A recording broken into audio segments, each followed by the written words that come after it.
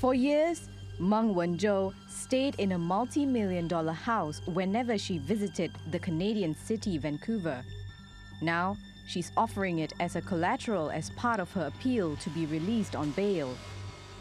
Washington has accused Meng of covering up Huawei's alleged violations of U.S. sanctions on Iran. Her lawyers and the Chinese government deny the allegation. Since her arrest on December the 1st, Beijing has been pressing Canada for Meng's release and urging the U.S. to cancel an extradition request. So far, the summoning of the Canadian and U.S. ambassadors hasn't led to either country backing down. On Monday, China expressed concern over reports Meng had been mistreated. There are already some media reports revealing details of Meng Wanzhou's treatment in custody, including some inhumane measures and including not giving her fundamental medical support. We believe this is inhumane and infringes on her human rights. The CFO is a cancer survivor and needs medication every day. Meng was arrested on the same day the US and China agreed to temporarily stop additional tariffs on each other's goods and to resume talks on trade. Both the US and China have tried to distance the ongoing negotiations from Meng's arrest. But investors say they're worried the new tensions could spill over. I think in this week, investors are on more cautious side, in contrary to last week's optimistic view over the U.S. and China trade truce. Because of the Huawei's incident, investors now are a little bit worried about the trade talks might be stalled for this week, and the situation may worsen.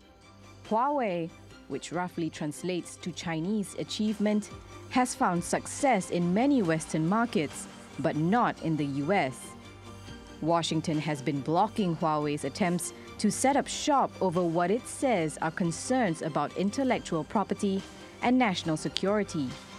Since Meng's arrest, Japan, Australia, New Zealand, and the UK's BT Group have all abandoned plans to do business with the company. And as Huawei's business practices come under further scrutiny, more countries may follow suit. Laila Humairah, TRT World. Let's take you to the United States now and talk to Matt Maley in Newton in Massachusetts. He's the Managing Director and Equity Strategist at the trading firm Miller Tabak. Matt, welcome. On this arrest in Canada, first of all, due legal process has to be observed. This can't be quickly spirited away and squashed, can it? No, it really can't. I mean, it's something that it's a process that will take time. Of course, they're trying to get her out on bail and citing health reasons and such like that. But considering how important this or how serious this arrest was, this is something they knew in advance, meaning the Canadians and the U.S. So I would be very surprised if she got out on bail. And as you mentioned in your lead up, was that the U.S. wants to extradite her to the U.S. for these charges, and this is not something they would have done unless they were very serious about that extradition process. Is it possible to quantify the effect of this arrest on markets? Well, it's always impossible to make it a definite number type of thing. Is the market's going to go down X percent because of this? But the thing is, we had some real positive news when they extended that the 25% tariffs out 90 days. That was a real positive development. The fact that it was basically completely reversed by this arrest definitely changes things, creates a situation where we have further headwinds and more uncertainty, and pushes any chance that we'll have any kind of a serious agreement out further down the road. That's a problem. Is it possible, as the US wants, to see this arrest as separate and apart from the trade truce negotiations, or will it be seen by China as one and the same thing, bundled up together?